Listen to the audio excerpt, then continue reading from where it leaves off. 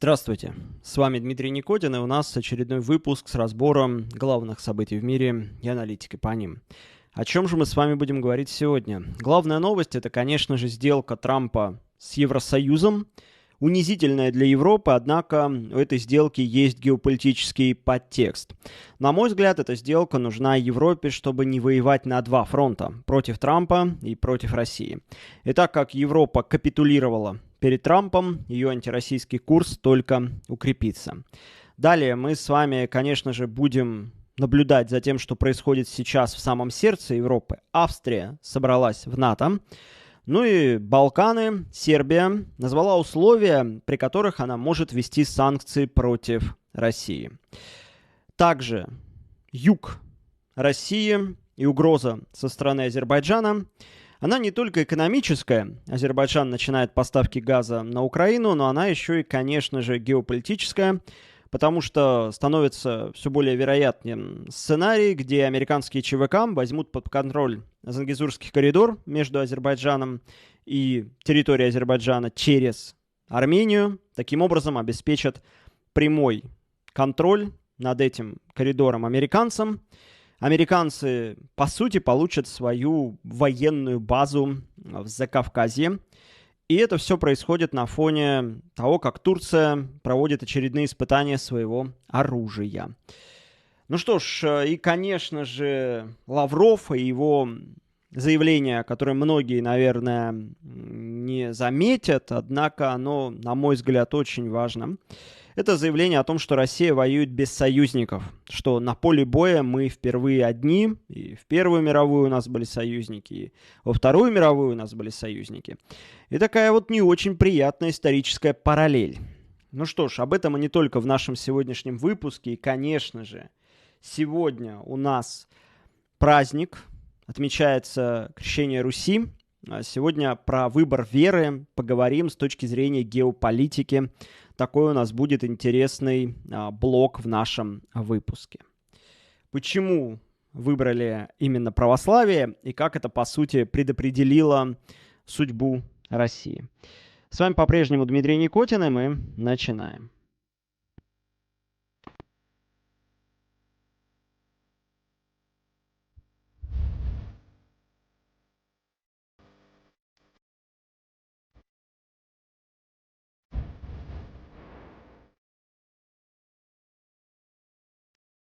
Главное геополитическое событие – это, конечно же, встреча Трампа с Урсулой фон дер Ляйен и очень легкая, как может показаться, сделка для Трампа. Думаю, его книга станет еще популярнее после этой встречи. Напомню, что у Трампа есть книга «Искусство сделки». Итак, итог этой встречи – полная капитуляция Евросоюза перед Трампом. Конечно же, Урсула фон дер Ляйен, на мой взгляд, сделала это однозначно, чтобы сосредоточиться на России. Уж настолько боятся европейцы, что Россия буквально снова отправит свои войска маршировать по Берлину, по Парижу. Поэтому Урсула готова убить европейскую экономику, лишь бы вот сейчас нанести поражение России. Итак, Трамп, безусловно, нагнул Европу, взял европейского бычка за рога. Итак, первое. Пошлины на все европейские товары составят 15%. Также отдельные группы товаров, например, сталь и алюминий, 50%. Далее, по словам Трампа, европейцы согласились закупить американских энергоресурсов, внимание, цифра, которая просто сейчас вас очень сильно поразит, 750 миллиардов долларов США. Также инвестировать в американскую экономику 600 миллиардов долларов. И также европейцы должны открыть свой рынок для американских производителей, также отказаться. Урсула фон дер Ляйен хочет от любых поставок газа российского в Европу. Я напомню, что по-прежнему наш газ поступает в Европу, в Венгрию, Словакию. Также реверсом очень часто в другие страны попадает наш газ. И вот Урсула готова приобретать более дорогие энергоресурсы у США. Также она, по сути, занимается деиндустриализацией Европы, потому что она открывает европейский рынок для американских компаний. Сами же европейские компании столкнутся с повышением, естественно, просто производства любого. Энергоресурс – это ключевое. Если вы больше платите за энергию, будет дорожать весь ваш товар. И этот товар, получается, столкнется с тем, что он просто не конкурентен по сравнению с теми производствами, которые будут в США. К примеру, можно построить завод BMW в Германии, а можно построить в США. И получится так, что эта же машина, которая производится в США, она будет дешевле, чем произведенная в Германии. Ну, это такой простой, метафоричный, яркий пример, потому что там энергия будет обходиться дешевле, и товары, которые производятся в США, они, естественно, не будут облагаться какими-либо пошлинами. Естественно, Трамп в этом и заинтересован. Его главная задача, о чем он говорил, дать новый импульс, индустриальный импульс Америке, так, чтобы были и рабочие места, и предприятия появились на территории штатов. Теперь смотрите, конечно, это безусловный триумф. Все просто, естественно, аналитики в полном шоке, что Трамп настолько легко прогнул Европу. И для нас, с одной стороны, эта новость может показаться хорошей, ну вот, наконец-то Европа будет загибаться. Но я смотрю на это все под другим углом. Безусловно, сейчас Евросоюз напоминает поздний Советский Союз. В чем? У них есть такое же желание у элиты выполнить интернациональный долг, как они это видят. Если в позднем Советском Союзе это была идея с Афганистаном, то у Евросоюза это идея с Украиной. При этом они действительно повторяют по дестабилизации изнутри тот же курс, вместо того, чтобы заниматься реформами, экономически укреплять свои страны, ну, Евросоюз уже как субъект. Они ввязываются в гонку вооружений. Милитаризация. Трамп прогнул Евросоюз до повышения процента от ВВП. Я напомню, 5% теперь они будут выделять на НАТО. Плюс идет активная милитаризация Европы. Но вместо того, чтобы строить заводы свои, даже если уж говорить про милитаризацию, они будут покупать американское оружие. Потому что Трамп тоже, как часть сделки, Европу на это прогнул. И, конечно, в долгосрочной перспективе это приведет Евросоюз, на мой взгляд, к неизбежному краху. Он просто не выдержит, начнет разваливаться изнутри. Вот был уже Брексит, но потом рано или поздно Германия выйдет из Евросоюза. Но это будет не быстро. Сейчас, например, альтернатива для Германии, политическая партия, бьет рекорды по своим рейтингам. Но электоральный цикл завершился. АДГ второе место. Первое место снова у глобалистов. Несмотря на то, что Мерц формально консерватор. Как мы знаем, вообще правые партии в Европе обладают здравым смыслом. Но условно правый Мерц, чисто, наверное, в сравнении уж совсем с какими-нибудь левыми Шольцами, да. Что мы видим? Для этого нужно время. Миграционный кризис, который будет разваливать Европу изнутри, цензура, когда просто европейцы будут мигрировать ради того, чтобы писать в, извините, социальной сети X Илона Маска, на которую оказывается беспрецедентное давление. Также Европа давит на Telegram. Опять же, ошибка, совершенно глупое желание удержать контроль над информацией. И Европа вот в гонке с Россией, в гонке с США, ну вот в информационном плане, она допускает еще раз ошибку, которая будет просто приводить к тому, что настроения внутри европейских стран будут приводить к тому, что они не имеют возможности на выборах добиться успеха. Все больше будет расти поддержка движений правых, которые будут обещать, что они власть в итоге чуть ли не военным путем будут забирать. Но это не вопрос там ближайшего года, это вопрос для нас, опять же, проблема в чем? Десятилетий. Но решение, которое принимает сейчас Европа, это решение долгосрочное. То есть Европа подписывает себе приговор, но последствия вот этих решений будут ощущаться в течение вот десятилетия как минимум. Да. Хотя звоночки, они начнутся намного раньше. И Трамп, я напомню, перед началом встречи с Урсулой фон дер Ляйен, он заявил по поводу миграции, что Европа убивает себя.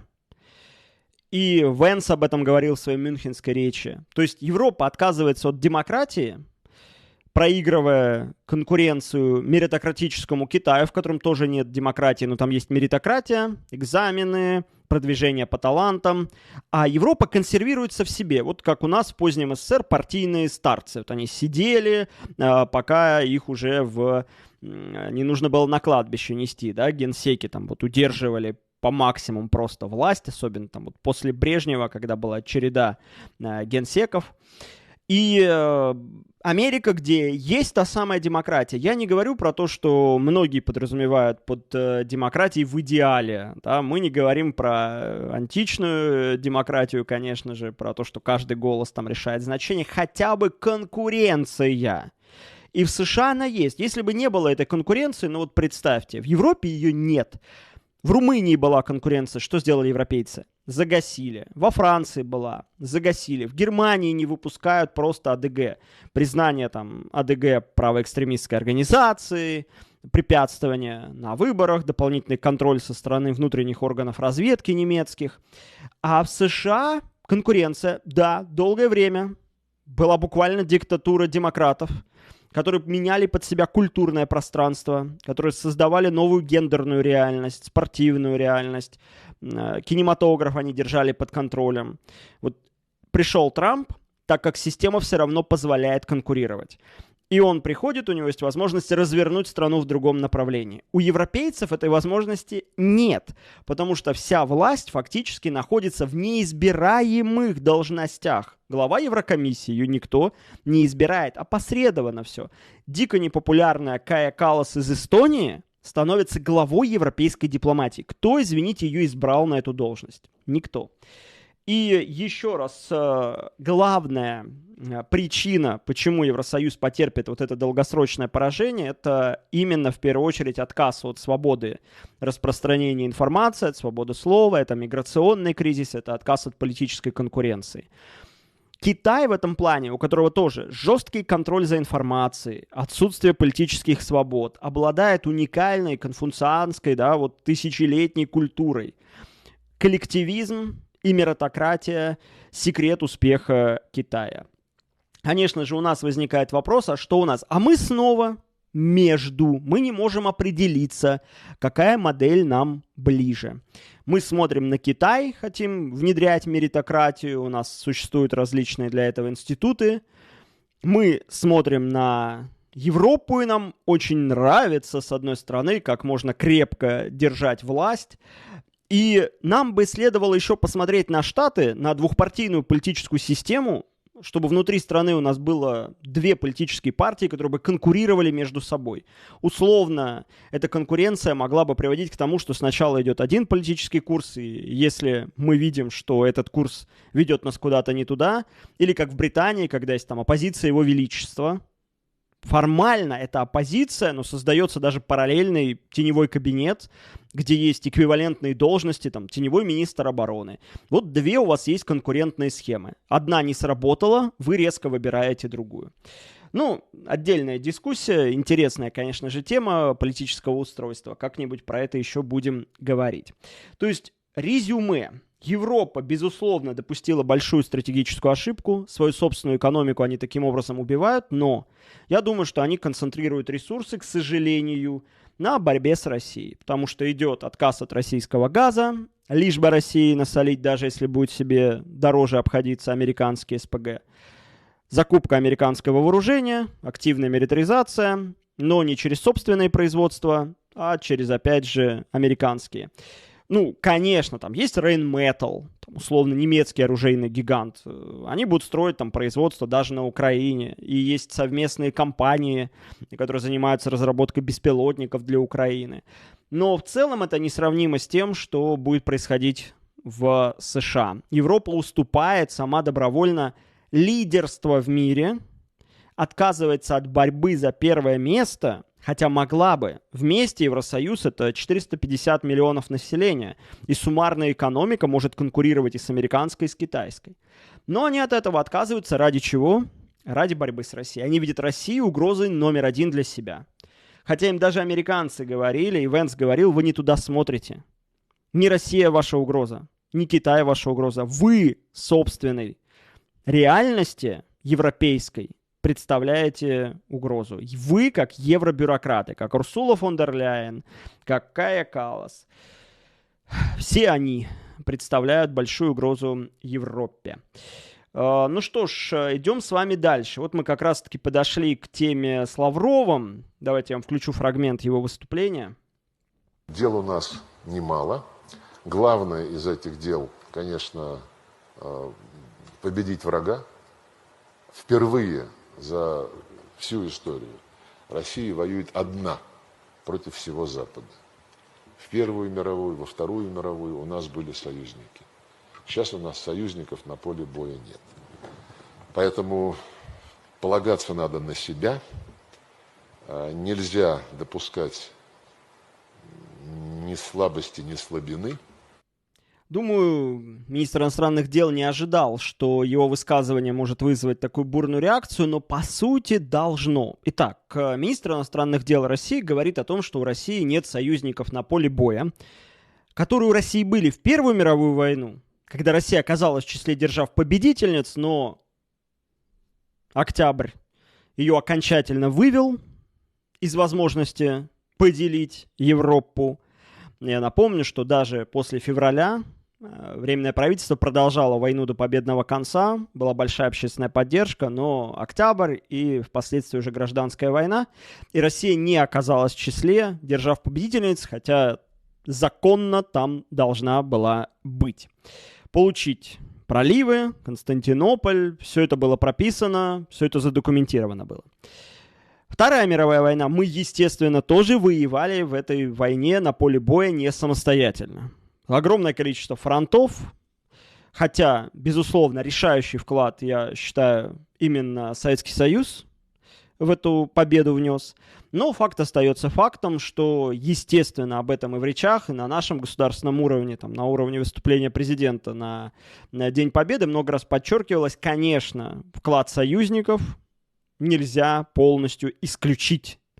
То есть, если бы, да, не противостояние в любом случае в Европе, в Африке, Тихоокеанское направление, Япония, США, то, конечно, ситуация развивалась бы совершенно по-другому в самых жутких сценариях. Но мы тоже победили вместе с союзниками. И здесь аналогия не очень приятная, да, когда министр говорит, а как теперь-то нам победить, раз мы без союзников. Здесь, конечно же, можно сказать, что-то как-то Кима расстроили, наверное, таким высказыванием.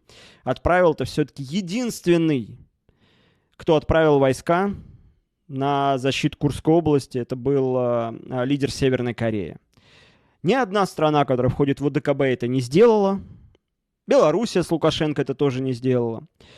И у нас любят так называемые охранители, которые всегда ищут во всем плюсы, даже если в это нет, объяснять, что так надо, такой замысел, и мы не просили, и нам не нужно. Ну вот, как мы увидели, раз Северная Корея приняла участие, значит, нам было нужно.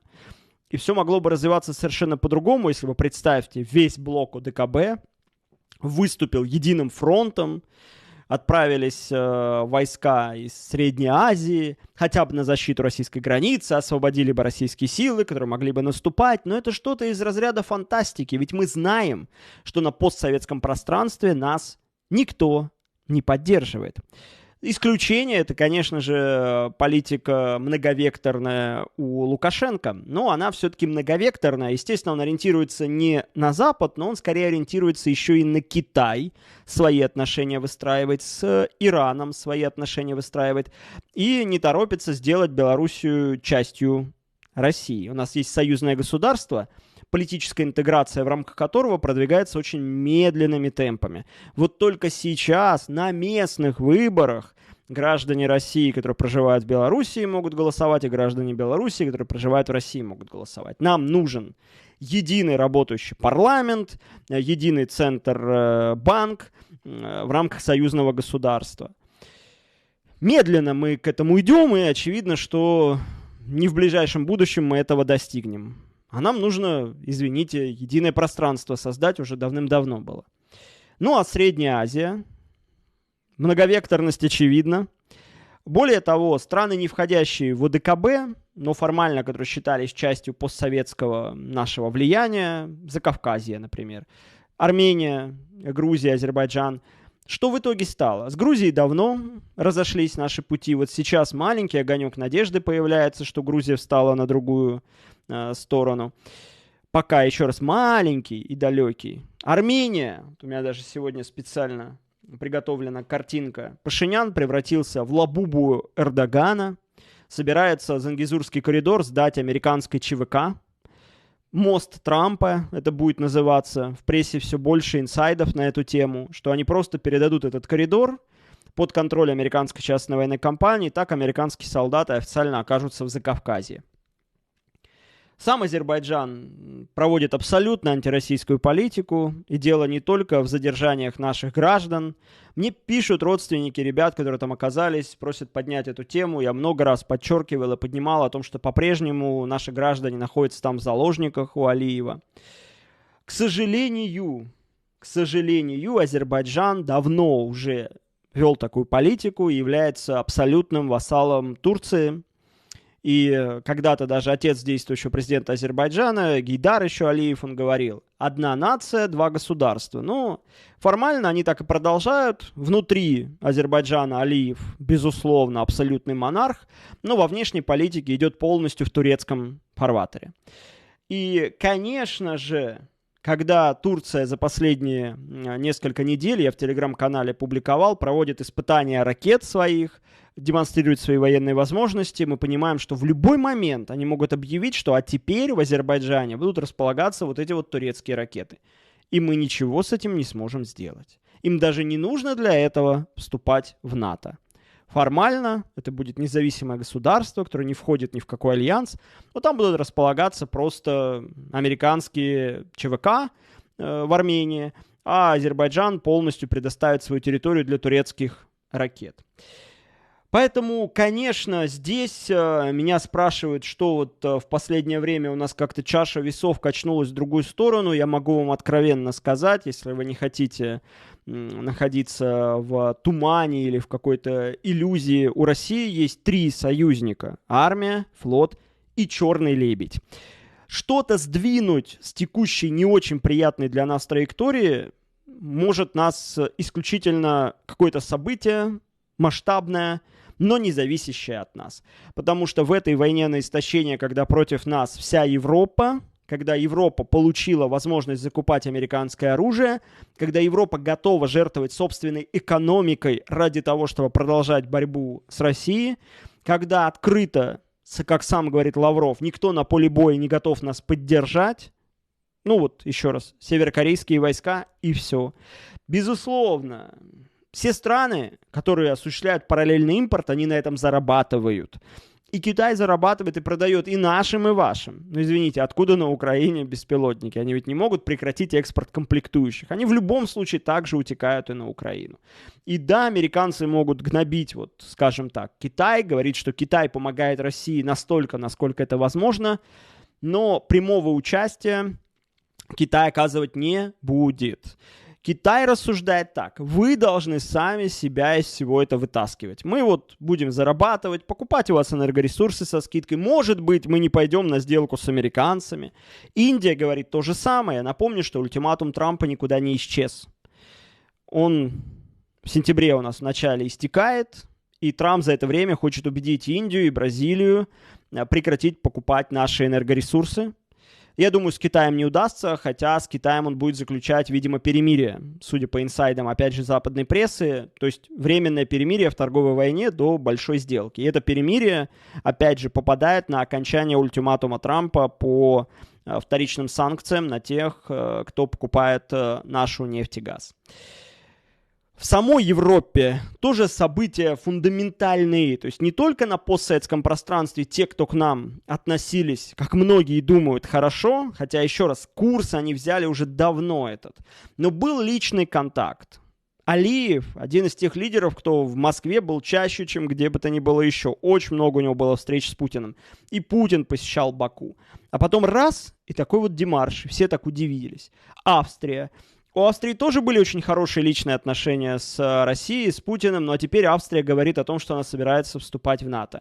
И не сказать, что вступление Австрии в НАТО нас как-то очень сильно будет волновать. Но должна ведь быть какая-то причина, почему страна, которая 70 лет сохраняла нейтралитет, устремилась в НАТО, где ее заставят тратить 5% ВВП на военные нужды. С чем это связано? Сербия.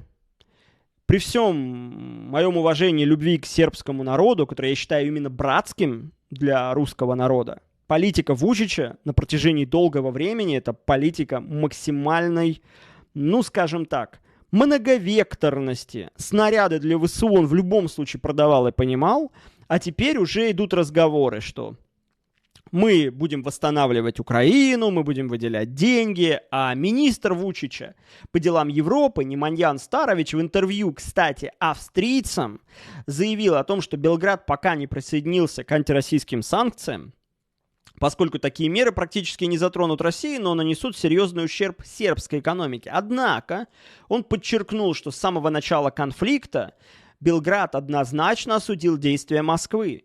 Он также прокомментировал обвинение в том, что Сербия якобы делает недостаточно для поддержки Украины.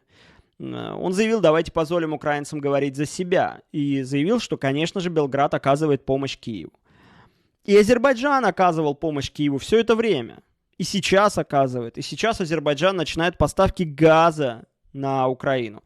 И я вам больше того скажу. Когда заработает Зангезурский коридор, все, о чем я говорил по поводу того, что Средняя Азия в обход России сможет получить в будущем логистику в Европу, это скажется, естественно, на том, как будет меняться отношение из Средней Азии к России. Потому что сейчас тот же Казахстан, он зависит от поставок через нашу территорию.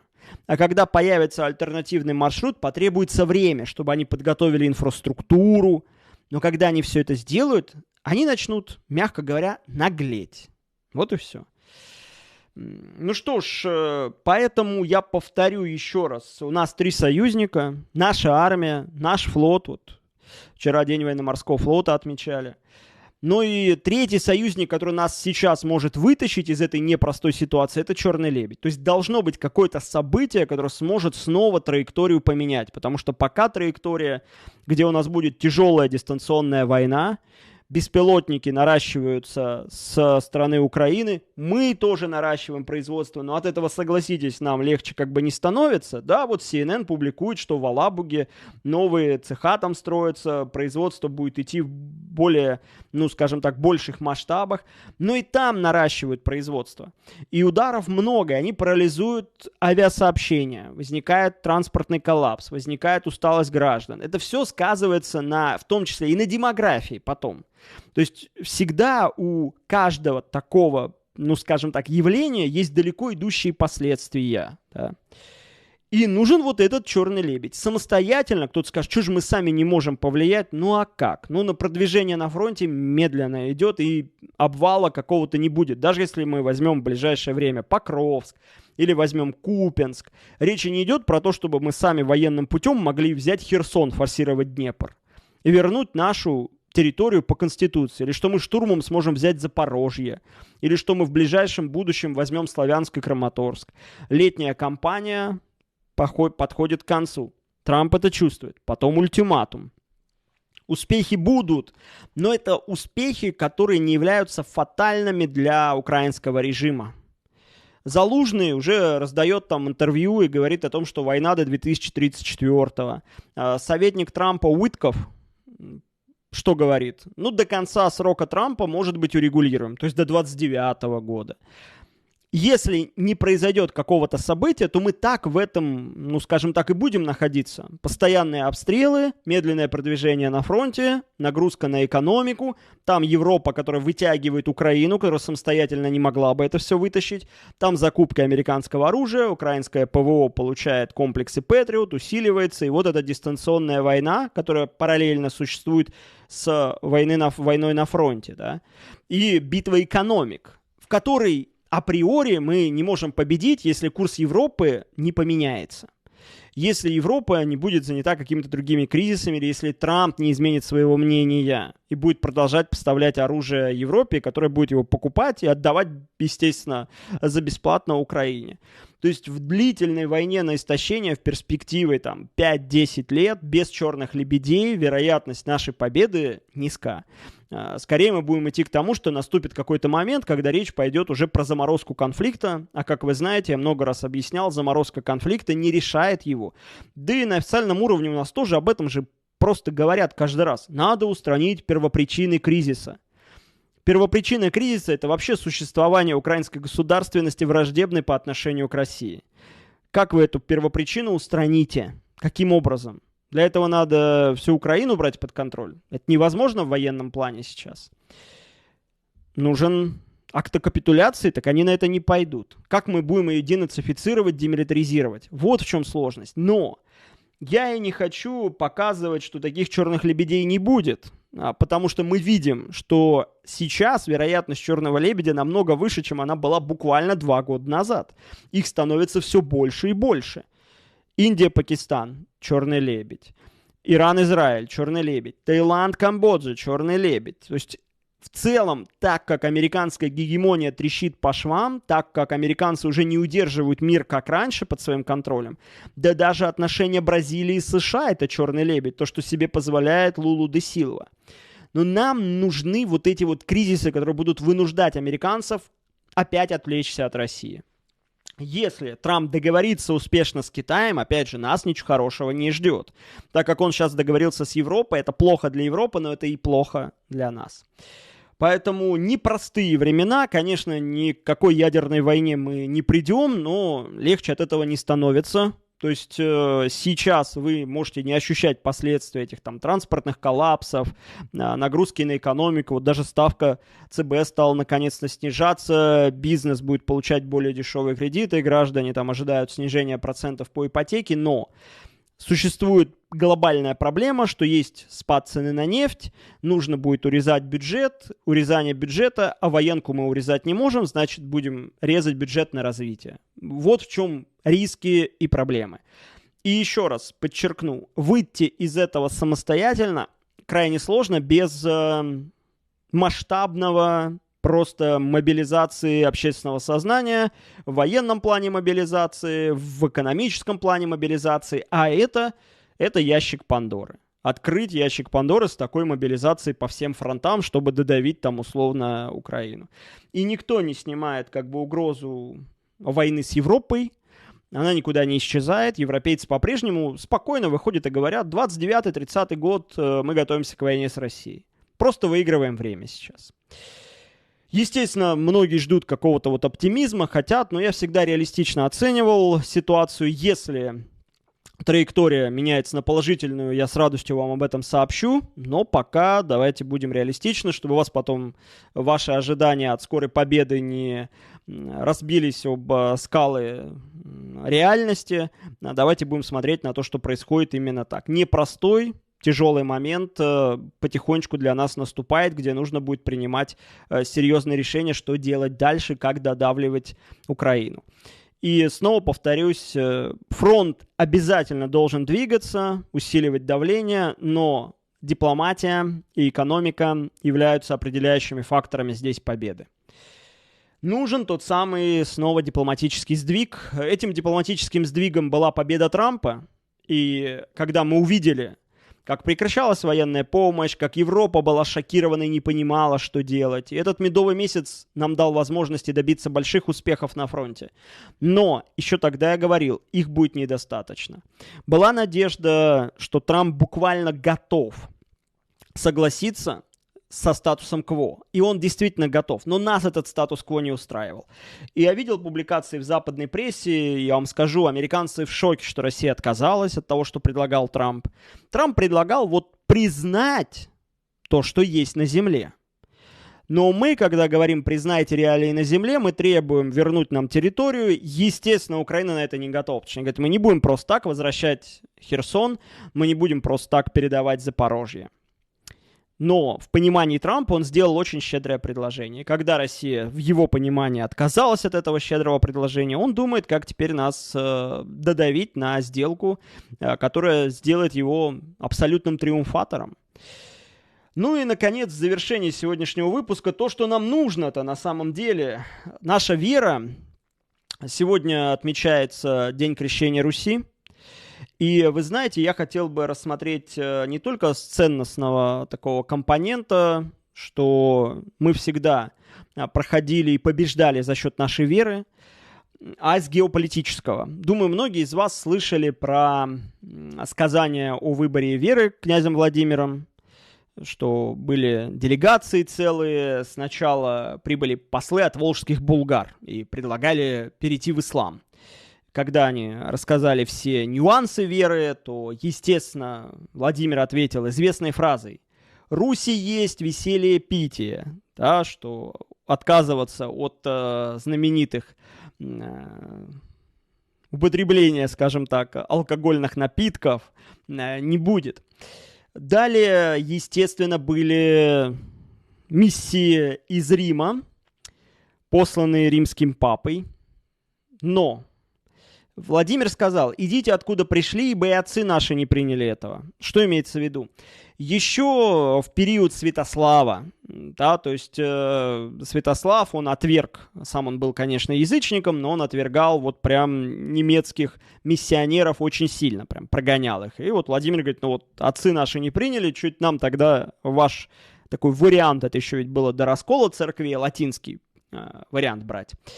Были хазарские иудеи. Я напомню, что тогда Хазария, иудаизм у нее был, большое было государство, но, естественно, Хазария была разгромлена кем? Святославом, и как бы Владимир отказался от иудаизма, сказав, что так же, как и других учите, когда вы сами отвержены Богом и расточены. Если бы Бог любил вас и веру вашу, то вы бы не были расточены по разным землям. Или вы хотите, чтобы и с нами случилось то же. И вот на Русь прибыл византиец, то есть греческий вариант христианства, и пообщался с князем. В итоге Владимир, послушав рассказ, принял решение отправить делегации посетить богослужение. И делегация, которая прибыла из Византии, она сказала буквально следующее: «Не ведали, где мы есть, на небе или на земле». Так поразило на богослужение в православии, в православном храме. Возможно, речь шла про храм Святой Софии, ныне превращенный в мечеть Османской империи. Но на тот момент Византия — это была самая мощная держава Европы. В итоге Владимир сделал выбор в пользу именно христианства по греческому обряду. И вы знаете, геополитический момент. Знал ли Владимир, к чему это приведет? Понимал ли он это тогда? Настолько дальновидно мыслить, может быть, разве что понимал, что если ты принимаешь латинский вариант, то ты ограничиваешь свой суверенитет. Потому что папа долгие еще столетия в Европе был главнее любого короля. Таким образом, отказавшись от латинского варианта, от католичества, Россия уже тогда выбрала путь укрепления суверенитета. Страшно представить, что было бы, сохранили ли мы свою самобытную культуру с этим вариантом, особенно в период смуты, польской интервенции. Сохранили бы свою веру и вообще свою национальную культуру русские в Великом княжестве Литовском, если бы они были католиками. Думаю, тоже нет. То есть, избрав путь православия, мы избрали путь сохранения, во-первых, нашего суверенитета, не подчиняясь диктату папе. Мы выбрали путь сохранения собственной национальной культуры, даже в случае вот таких вот завоеваний католиков, литовцев или поляков. Русские на этих территориях сохраняли свою веру. И православие в какой-то мере дает возможность вот превозмогать эти тяжелые периоды истории, когда наше государство сталкивалось с опустошительными войнами. И здесь речь ведь не только про нашествие половцев и печенегов, про которых любит рассказывать наш президент американцам. Речь идет и про долгое, тяжелое, скажем так, татаро-монгольская ига, что уж тут скрывать. Да? Не было полной оккупации, они не создавали здесь администрации на нашей территории, но это, по сути, откатило нас в любом случае в собственном развитии. Мы тратили средства, которые уходили в Орду, мы вынуждены были принимать в том числе участие, отправлять экспедиционные корпуса в их войнах, не занимаясь собственными войнами. У нас любят, неоордынцы у нас есть, которые рассказывают про то, что вообще хорошо, что вот у нас была татаро-монгольская ига. Но и это определило путь нашей экспансии, дальнейшей, освобождения, наша православная вера, освобождение славян на Балканах. Наше продвижение туда. Наша мечта вернуть и освободить Константинополь, он же современный Стамбул. И мы практически достигли этого. Первая мировая война. Еще раз напомню, что нам должны были передавать Стамбул в рамках договоренностей, если бы мы просто досидели бы до победы в Первой мировой войне. И, конечно, вера сохранилась и после жутких гонений на церковь в советский период. Я в своем телеграм-канале публиковал.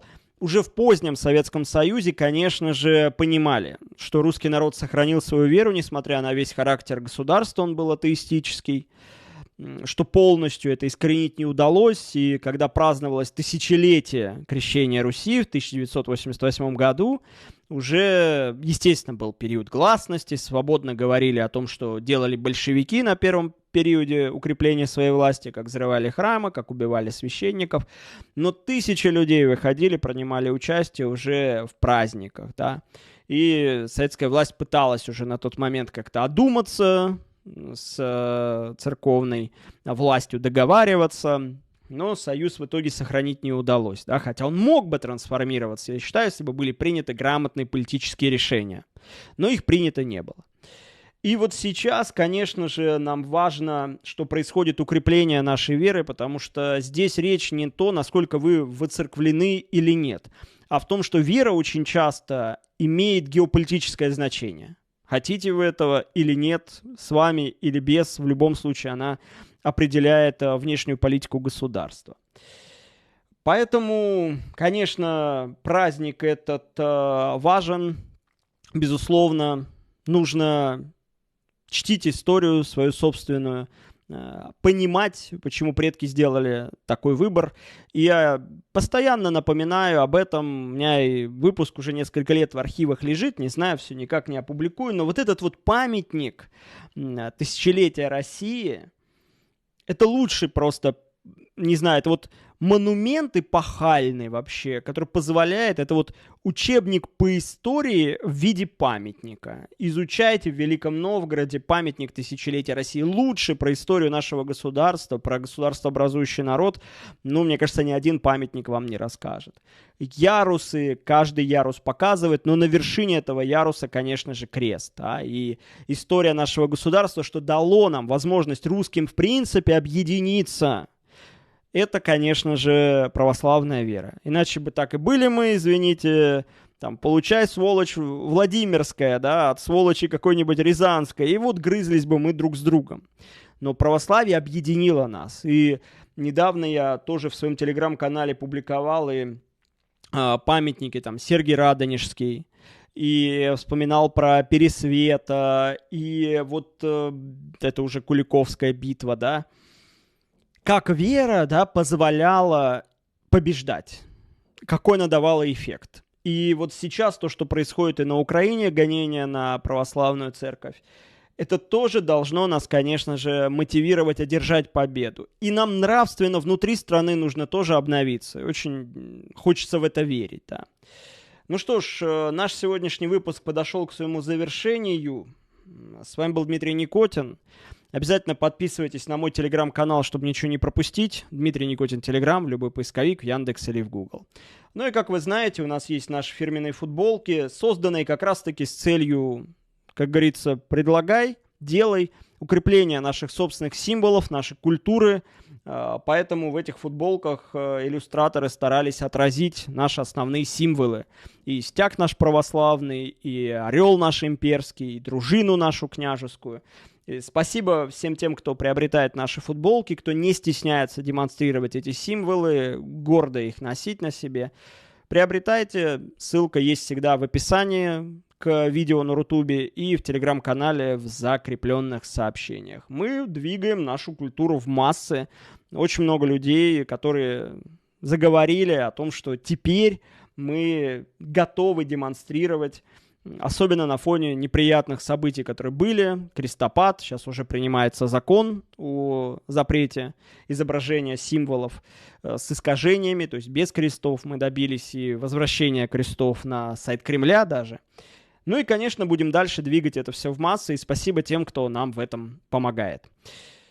Выпуск завершается, с вами был Дмитрий Никотин, берегите себя. До новых выпусков, до новых встреч. Непростые времена, но вместе мы способны их преодолеть. Будем верить И я часто говорю, что наше Отечество вот богоспасаемое, а популярное дореволюционное выражение, ну, если говорить политологическим языком, часто черные лебеди вытаскивали нас из непростых кризисов. На этом заканчиваем. Берегите себя.